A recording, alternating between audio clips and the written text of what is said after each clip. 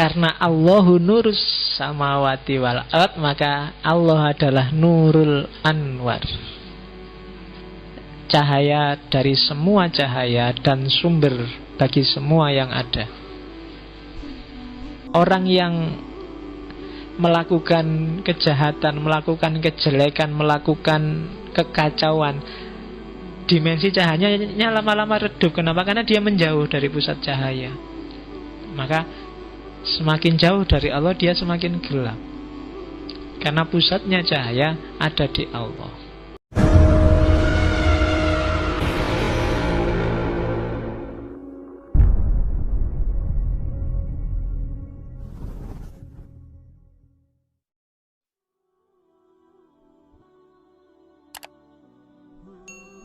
Dasarnya filsafat iluminasi kalau Suhrawardi itu Al-Quran surat An-Nur ayat 35.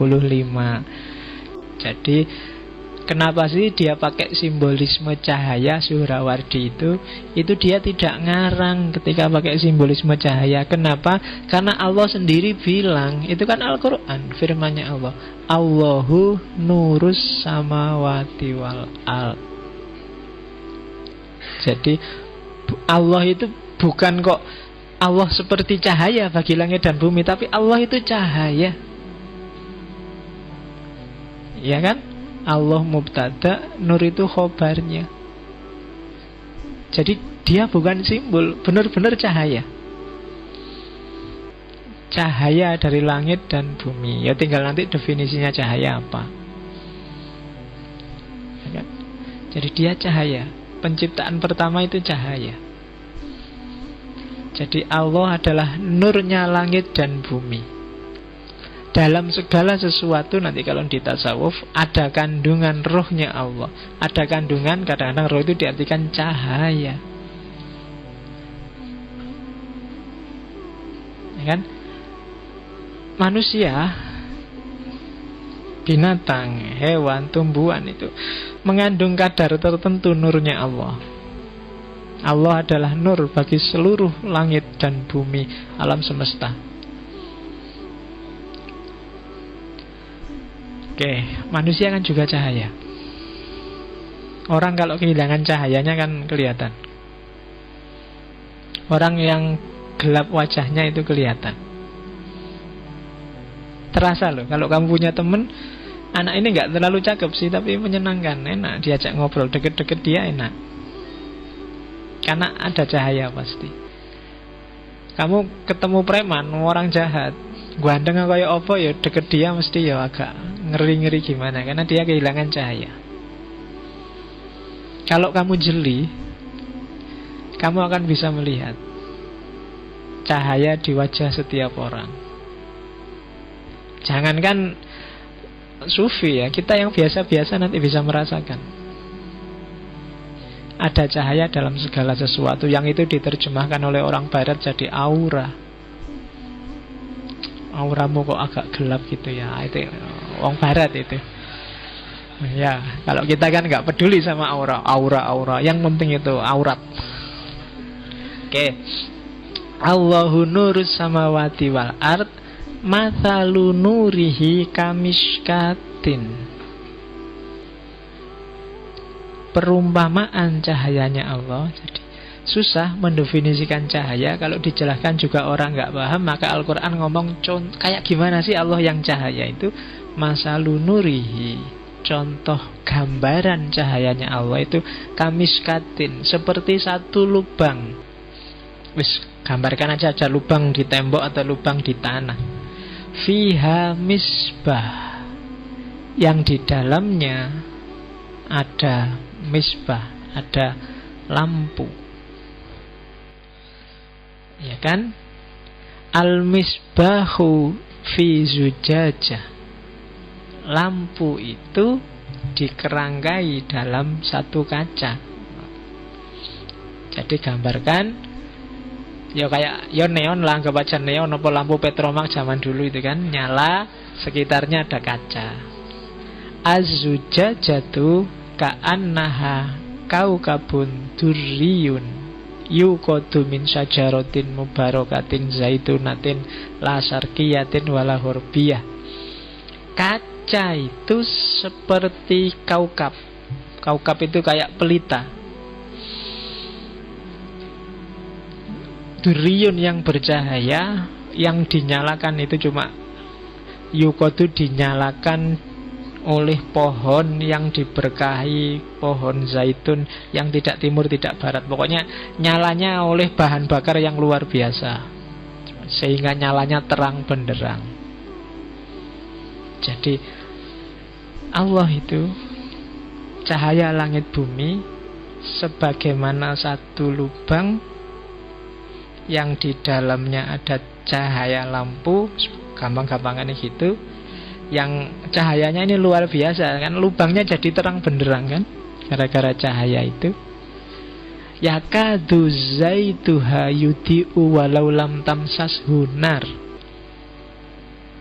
Bahkan saking dahsyatnya cahaya itu, yakadu zaituha yudi'u, seolah-olah cahaya itu sudah terang luar biasa, walau lam tamsashu nar, meskipun nggak dinyalakan, nggak disentuh oleh api, dia sudah nyala sendiri. Tuh. Jadi yakadu, hampir saja, zaituha yudi'u, lampu ini sudah nyala seolah-olah, walau lam tamsashu nar, meskipun tidak disentuh oleh cahaya. Oke, jadi ini perlambang. Kadang banyak mufasir bilang yakadu zaituha yudi'u walau lam tamsashu nar. Ini kayak manusia yang tanpa disuruh-suruh, tanpa harus baca Quran, dia sudah baik sendirinya karena fitrahnya memang baik. Kalau kamu ikuti cahaya Tuhan itu, kamu bisa bercahaya sendiri, bersinar sendiri tanpa harus dibantu oleh cahaya yang lain. Yakadu zaituha yudi'u walau lam tamsashu nar. Itu tafsirannya para mufasir. Jadi kamu sendiri itu punya cahaya, meskipun tidak dibantu oleh cahaya yang lain, mungkin tidak dibantu oleh Quran, tidak dibantu oleh guru, tidak dibantu. Kamu sebenarnya sendiri punya cahaya. Kalau kamu jernih, karena tadi kaca. Jadi ini kalau ada Arabnya gini, kayak ngaji tenanan ya. Jadi nurun ala nurin. Kalau kamu sendiri bercahaya, sementara Allah itu cahaya yang luar biasa, itu kan kayak cahayamu yang kecil itu disambut oleh cahaya besarnya Allah. Nurun ala nurin. Jadi alam semesta itu cahaya yang juga ada di bawah cahaya yang lebih besar. Nurun ala nurin, yahdillahu linurihi mayasya. Dan Allah akan menganugerahkan cahaya pada orang yang dikehendaki oleh Allah. Wa yadribullahu al-amthal linnas wallahu bikulli syai'in alim. Jadi ini ayat yang dijadikan poros oleh Suhrawardi sehingga melahirkan filsafat cahaya. Jadi hiduplah bercahaya. Caranya gimana? Ini tadi, kacamu harus jernih, zujajahnya harus terang. Kalau zujajahnya terang, cahayamu akan memancar. Dan kalau ada cahaya yang mau menerangi kamu dari luar, lebih cepat masuknya. Nah, itu nurun ala nurin. Dan Allah itu cahayanya langit dan bumi. Oke, itu porosnya. Bagi yang ini ayat ini dipakai hampir oleh semua sufi iluminasi. Ayat tentang cahaya, cahaya yang maha cahaya, yaitu Allah. Teori yang paling jelimet kalau dalam fisika kan teori tentang cahaya. Orang barat menceritakan benturan pertama yang melahirkan cahaya, itu kan terus disebut Big Bang. Dari situlah lahir alam semesta. Ya meskipun kalau di barat kan disebut Big Bang, sebenarnya itu tidak bang. Bang itu kan kayak bunyi petasan kayak itu, sebenarnya bukan bang, tapi apa ya, kalau cahaya muncrat itu kayak gimana, kayak yang lapiar serasa. Ya, apa nih? Ya disitulah lahirnya alam semesta yang oleh barat disebut Big Bang. Itu sebenarnya pancaran cahaya yang menyebar kemana-mana. Tapi orang barat susah memahami iluminasi. Mereka tidak terbiasa berpikir jelimet kayak orang timur. Pokoknya Big Bang, kayak batu sama batu benturan terus duer, terus jadilah alam semesta ini. Orang barat pun ya kurang lego kan kalau bilang bang gitu kan. Jadi mungkin kalau orang Indonesia bukan Big Bang, big yo dor big buas, pokoknya orang dasar. Kalau orang Jawa Timur dor gitu. Ya, jadi big door gitu kalau orang Jawa Timur. Kalau orang Jogja enggak bisa, orang Jogja lembut. Kalau Jogja kan mak pik gitu aja. Ya kan, kalau Jogja kan gitu. Puanas jadi puanis ya. Kalau tabrakan dasar mobil tabrakan pik gitu, mak pik enggak seru. Kalau Jogja terlalu lembut. Yang dahsyat itu Jawa Timur. Ekspresi-ekspresi dahsyat itu dari timur. Oke, jadi itu ayatnya ya, porosnya ayat. Jadi saya bilang tadi ini hikmah hadratun nas, ada hadratul falsafah, ada hadratul irfan. Sekarang kita masuk ke karena Allahu nurus samawati wal ard, maka Allah adalah nurul anwar. Cahaya dari semua cahaya dan sumber bagi semua yang ada.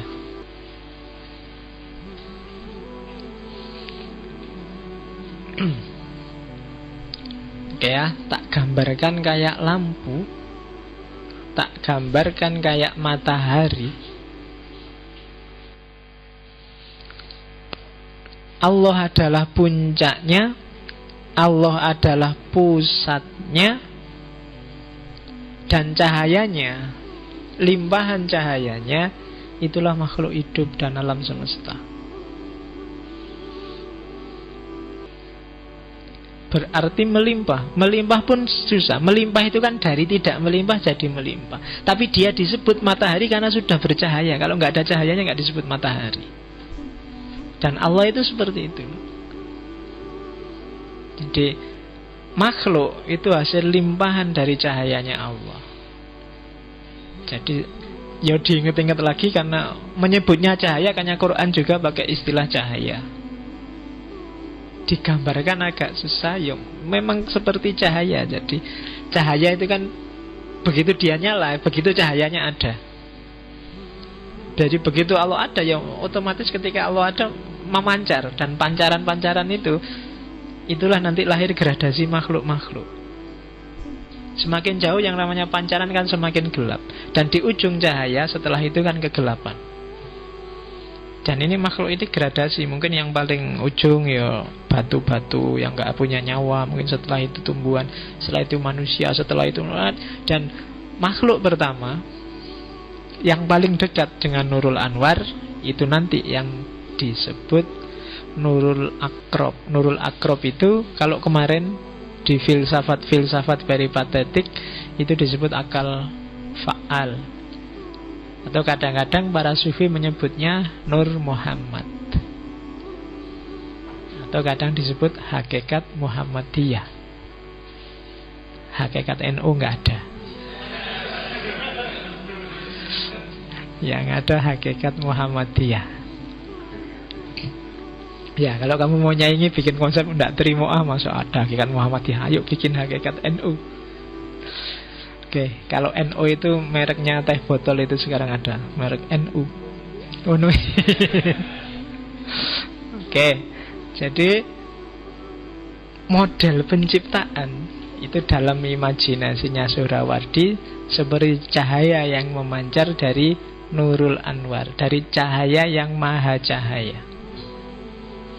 Oke, satu-satunya cahaya yang sejati itu ya Allah. Jadi semua hakikat itu sebenarnya hakikatnya Allah. Yang lain cuma pancarannya.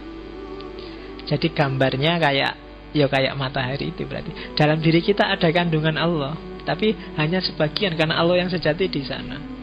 Itu nanti yang agak membedakan dengan Ibnu Arabi dan kawan-kawan.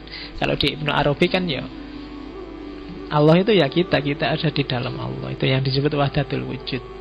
Tapi kalau Suhrawardi ini agak Kalau Ibnu Arabi panteis, kalau Suhrawardi ini disebut panenteis. Panenteis itu saya bukan Allah, tapi dalam diriku ada Allah, ada kandungan Allah. Itu panenteis. Ada bagian tertentu dari diriku yang pasti bukan Allah. Sifatnya gradasi. Kayak cahaya, semakin jauh semakin gelap. Maka orang yang melakukan kejahatan, melakukan kejelekan, melakukan kekacauan, dimensi cahayanya lama-lama redup. Kenapa? Karena dia menjauh dari pusat cahaya. Maka semakin jauh dari Allah, dia semakin gelap. Karena pusatnya cahaya ada di Allah. Itu gambarannya. Jadi meskipun miskin, bajunya jelek, tapi kadang-kadang kalau bercahaya kan kelihatan. Kenapa? Karena orang ini dekat sama Allah. Sufi-sufi itu kan jarang yang punya baju bagus, ya kan? Orang para ulama besar itu biasanya bajunya sederhana-sederhana. Yang bajunya bagus-bagus kan para pejabat, para artis, kan gitu. Kalau yang sufi-sufi ya bajunya biasa-biasa, jelek-jelek. Tapi deket sama mereka enak. Kadang-kadang kamu sowan ke rumahnya para ulama, para kiai itu, ndak ngapa-ngapain ya, kamu lihat di situ banyak tamu, duduk aja di situ dengerin orang ngobrol, hatimu kan tentrem. Kenapa? Kamu sedang dekat dengan cahaya. Jadi pikiranmu jadi bening lagi, ndak harus ngobrol, deket aja sama orang-orang itu, bikin hati tentram. Dijelaskan secara logika ndak bisa, karena ranahnya bukan lagi ranah logis. Oke. Ya, ini teori selanjutnya. Yang saya sebut saya tidak akan berdalam-dalam di sini. Itu nanti di titik tertentu mulai agak jelimet di situ. Tapi tak gambarkan generalnya saja. Jadi cahaya itu ada dua jenis. Ada cahaya yang fakir dan cahaya yang kaya. Cahaya yang kaya berarti cahaya itu yang milik dia sendiri, bukan karena yang lain. Kalau kita itu punya cahaya tapi fakir. Cahaya kita karena dipanjari oleh Tuhan, oleh Allah. Maka tugas kita adalah gimana caranya agar kita semakin terang. Untuk biar kita semakin terang, kita harus bergerak mendekat ke Allah. Dan itu yang dilakukan oleh para sufi. Suhrawardi mengkritik para filosof peripatetik karena membaca realitas itu berhenti pada matter and form, pada bentuk dan materi. Padahal ada yang lebih substansial dari itu. Bentuk dan materi harus dilampaui, tapi harus masuk lebih jauh ke arah dari mana sih asalnya bentuk dan materi itu. Itu kritiknya Suhrawardi pada kelompok peripatetik. Tapi nanti peripatetik penting, harus dipakai untuk menjelaskan pengalaman keagamaan ini, kan harus pakai filsafat, harus pakai akal. Karena kalau nggak pakai akal orang nggak akan paham. Yang tak jelasin tadi ini kan pakai akal kan. Ada matahari, ada sinarnya. Sinar ini kan semuanya pakai akal. Meskipun nggak tepat bener, ya kira-kira seperti itulah gambarannya. Kan gitu maunya Suhrawardi dan kawan-kawan. Karena ini sebenarnya nggak terkatakan. Untuk bisa dikatakan harus pinjem simbol macam-macam tadi. Pinjem matahari, pinjem cahaya, pinjem, biar orang paham. Oke. Ya namanya banyak kalau di situ disebut. Ada Nurul Anwar, ada Nurul Muhid, ada Nurul Qayyum, ada Nurul A'zam, ada Nurul A'la, ada Nurul Kohar. Banyak ya. Kalau kamu punya anak 7, kasih nama itu enggak apa-apa. Anak pertama Nurul Anwar, anak kedua Nurul Muhid, anak ketiga Nurul Qayyum. Itu semuanya cahaya, menunjukkan langsung pada Allah. Kalau orang Indonesia senangnya pakai Nurul Jannah. Itu. Jadi belum puncak. Surga itu cahaya tapi belum cahaya yang puncak. Apalagi nama Nurul, Nurul Huda, nah, cahaya petunjuk. Nurul apalagi ya, Komariah, Nurul Samsiah, Nur. Oke, nama Nur kan populer kalau di Indonesia. Kalau di Jawa